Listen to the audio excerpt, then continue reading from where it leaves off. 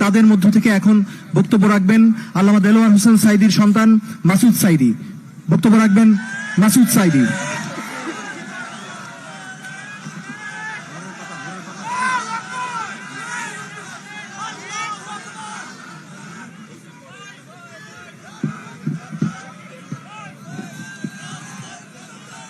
আউযু বিল্লাহি মিনাশ শাইতানির রাজিম। বিসমিল্লাহির রহমানির রহিম। মায়ের ডাক কর্তৃক আয়োজিত আন্তর্জাতিক মানবাধিকার দিবস উপলক্ষে আজকের এই সমাবেশের আমন্ত্রিত জাতীয় নেতৃবৃন্দ, সুপ্রিয় সাংবাদিক বন্ধুগণ এবং আমার সামনে উপবিষ্ট বাংলাদেশের মুসলিম জনতার প্রতিনিধিগণ, আসসালামু আলাইকুম রহমতুল্লাহি ওয়া বারাকাতুহু। সম্মানিত ভাইয়েরা, দীর্ঘক্ষণ কথা শুনেছি, দুপুর থেকে এখানে বসেছিলাম, আমাদের মনের কথাগুলি প্রায় সবই বলা হয়ে গেছে। তারপরও যে জিনিসটি বলতে চাই সেটি হলো এই, অনতিবিলম্বে ভারত থেকে শেখ হাসিনাকে ধরে আনতে হবে। শুধু ধরে আনলেই হবে না, এই সোহরাওয়ার্দী উদ্যানেই সকল মজলুম পরিবারের সদস্যের সামনে শেখ হাসিনাকে প্রকাশ্যে ফাঁসি দিতে হবে। ফাঁসি ছাড়া শেখ হাসিনার অন্য কোন বিচার হতে পারে না, পারে না, পারে না। প্রিয় ভাইয়েরা, 2010 সালের 29শে জুন জামাতের নিরীহ নেতৃবৃন্দকে তথাকথিত যুদ্ধাপরাধের মামলায় গ্রেপ্তার করে কাউকে 10 বছর, 12 বছর, 13 বছর কারাগারে আটকে রেখে তাদেরকে পরিকল্পিতভাবে হত্যা করা হয়েছে। তাদের বিরুদ্ধে যুদ্ধাপরাধের অভিযোগ ছিল নাটক।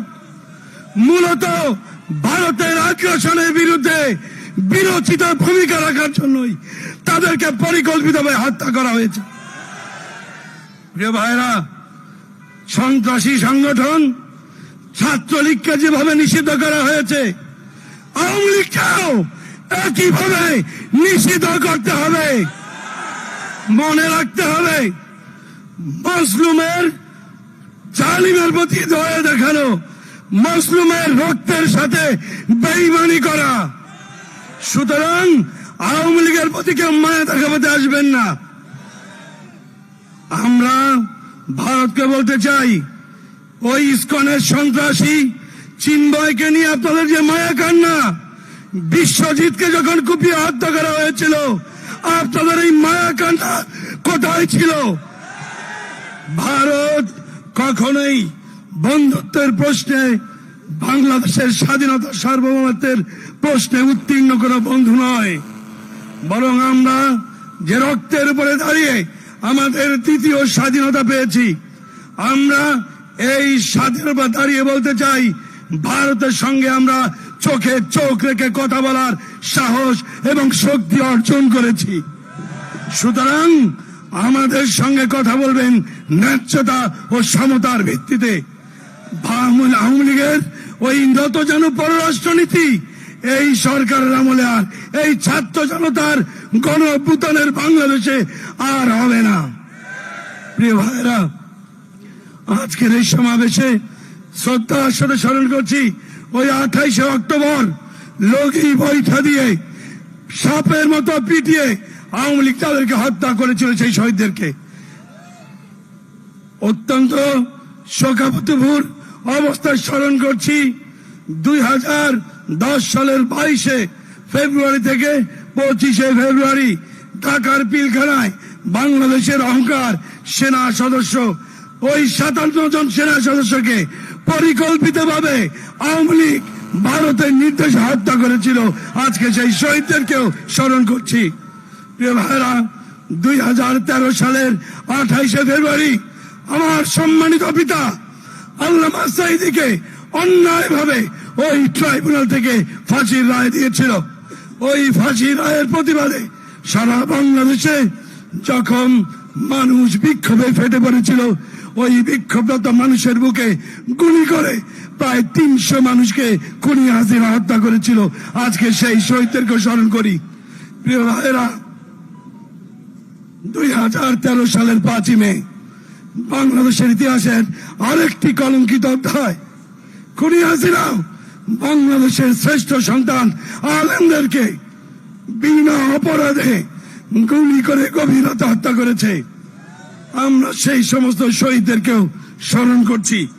একই সাথে আমরা বলতে চাই, বাংলাদেশে অবশ্যই একটি সুষ্ঠু নির্বাচন হতে হবে, কিন্তু সেই নির্বাচন অবশ্যই অনুষ্ঠিত হবে সংস্কারের পরে।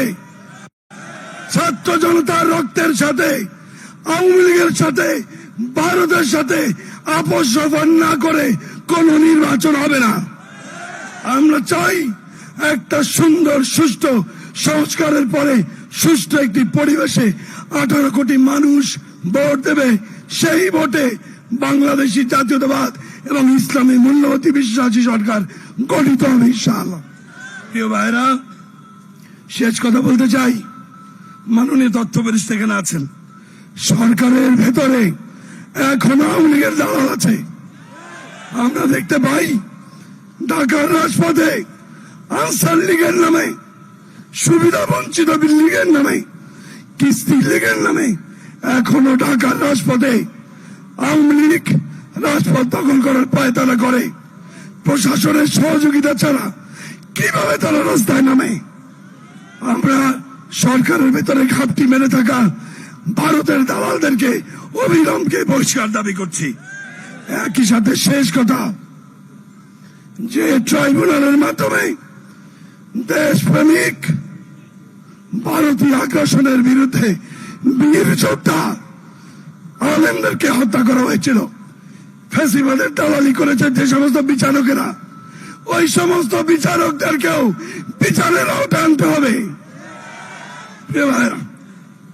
আমরা সোজা সবটা কথা বুঝি। আমরা অনেক রক্ত দিয়েছি। 24-এর গণঅভ্যুত্থানের পরে বাংলার কোন মায়ের মুখ খালি হোক, এটা আমরা চাই না। সুতরাং পরিষ্কার ভাবে সুন্দর একটি রাজনৈতিক বন্দোবস্তের মাধ্যমে একটি সুন্দর, সুষ্ঠু, শান্তি এবং ইনসাফপূর্ণ রাষ্ট্র গঠনের উদাত্ত আহ্বান জানাচ্ছি। আমার সংক্ষিপ্ত বক্তব্য শেষ করছি। নিপাত যাক ফ্যাসিবাদ, নিপাত যাক মুজিববাদ।